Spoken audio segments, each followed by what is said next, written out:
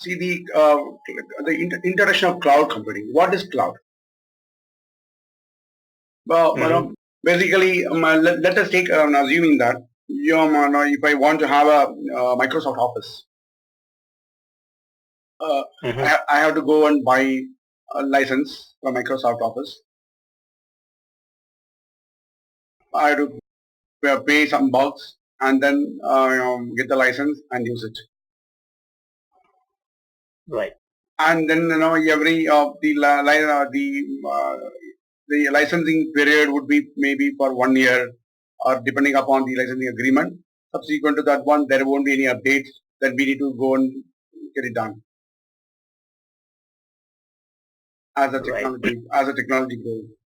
And in my office or at my home, I want to get Microsoft Office for all my family members. Then I have to buy individually the license or a floating license with many number of people.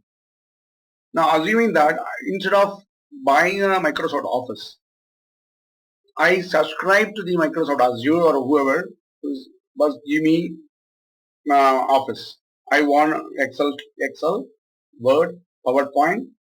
This is all access. This is all I wanted. A number of users this. And it is a responsibility for the Microsoft to update its license, security updates, patch, everything. They will do that. Our job is only to go there, type the Word documents, save it. You can import it back, or you can save it in the cloud itself. So that eliminates the necessity of having a separate software for you. This is to give you to give you the what is the cloud. Right. Okay, in that aspect, you can relate from that aspect.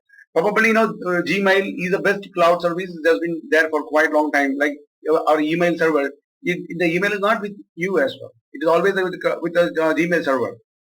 Right. So they provide all the emailing functionality like Outlook, forward, download, everything they have. But the copy is not with you. Right. So they maintain it, they manage it, they give you the space for 25 GB, the free. After 25 GB, you provide pay some bucks.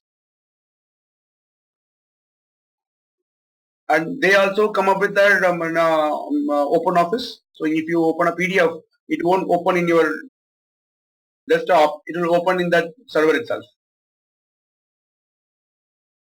Open Office Excel, Open Office Word, so all cloud, they are providing it. Then this is another way of doing a good collaboration. You are having a report, you want to create a chart, and then you want to present it. And your manager is sitting somewhere else geographically, or your reportees are somewhere else sitting geographically. You want the data. You are asking them to enter the data in the Excel sheet. Put the Excel sheet in the cloud. Give them the link.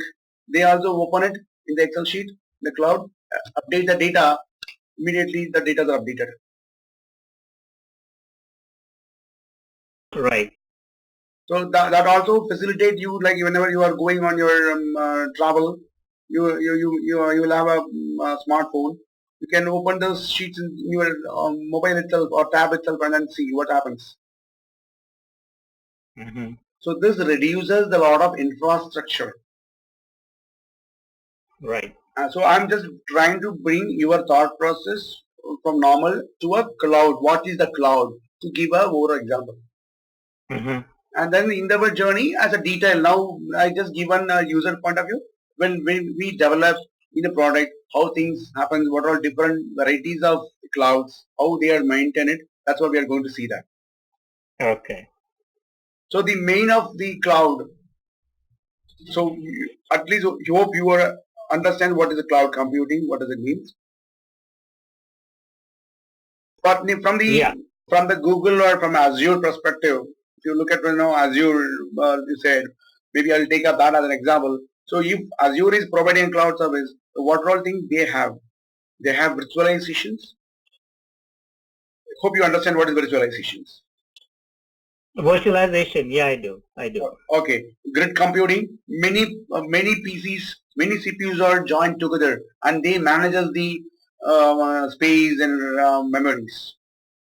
All are Okay. joined together. And service-oriented architecture, which means that the data goes from our client to the cloud is on services, on a software side. Okay, so going back to grid computing, so that is like many CPUs are basically combined together, right? Correct. Okay. So is it just CPU power or is it CPU memory and so on? Complete infrastructure, CPU power, memory. See, take the case of the Gmail. I have read in one of the internet, they are on a full basement or 2-3 floors is only hardware, nothing else. And they maintain different places. That's the reason millions of people have 25 GB. How much server they need it? Right. And then the speed. The moment you put a Gmail, it responds faster. Right. So in that case, how they handle those speed and everything. When I see the speed apart from the internet speed, the processing speed, the processing speed of the CPU, the attachment providing you and the opening the attachments, so it are a little bit faster. Right. So the more resources you throw at it, the more the response time is better. Better. Okay. Of course, internet speed is a latency. That's a different ballgame together. But from the processing speed, the moment it touches the server, how fast they can respond to you back. Okay. So when you providing a solution like online mortgage, so it's a responsibility when the client touches your server. What is the response time for me to collate the data and then providing to the internet? Right. That is the where we need to talk about the processing speed infrastructure requirement. Right. So they might have done a lot of R&D and then found that this is what I should spend on the infrastructure. With Gmail, their server infrastructure is not only in US. They have server in multiple places in US, Singapore, in Mumbai, Bangalore. There could be many servers. So it goes, the moment I put a Gmail, it touches my server in Bangalore. Then it try to get the data. Got it. Okay.